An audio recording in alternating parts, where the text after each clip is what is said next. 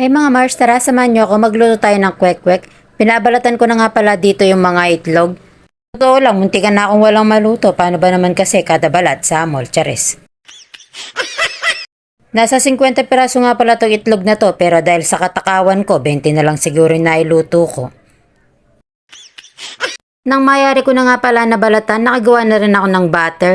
Nagpapainit na rin pala ako ng mantika dito sa kawali. Bago nyo nga pala ilagay yung itlog sa butter, siguraduhin nyo muna mapagulong nyo muna sa harina para hindi siya iwalay sa basmong itlog niya pag pipirituin nyo na.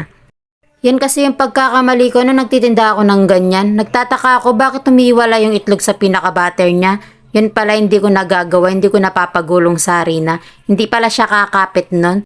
Kapagsalang na nga rin pala ako dito. Kung napapansin nyo, hindi sila umaalsa. Di kasi ako nakapagpabili ng baking powder. Pero okay na yan, kami lang din naman yung kakain.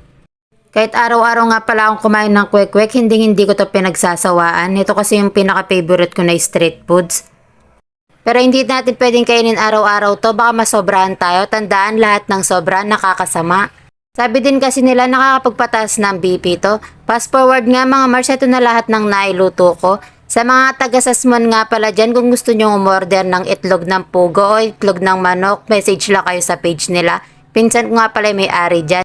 Kinagabihan nga, pagkayari ko mapaligo yung dalawa kong anak, nagpalit na rin ako ng punda. Bala ko kasi maglaba kinabukasan. Weekly nga pala ako nagpapalit ng punda, lalo na kung medyo marumi na. Yung mga anak ko kasi pinaglalaroan lagi yung mga unan namin.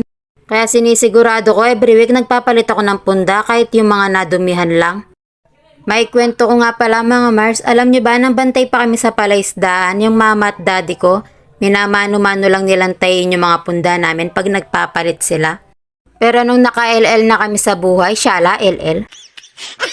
Ginagawa namin yung mga pinaglumaan na punda, siya na rin ginagawa namin pinakakuluban ng unan. Fast forward mga Mars, nakapagpalit na nga rin pala ako ng bedsheet dito. Hindi ko na naisama sa video. At habang naghihilamos nga ako, pinaglaro ko muna yung dalawa kong anak dito. Sabi ko, bibidyoan ko sila, basta maglaro lang sila, wag lang sila magbubugbugan. Talaga pinakabilinan ko sila na wag sila mag-aaway. Paano ba naman kasi, malingat lang ako sandali, nagbubugbugan na sila.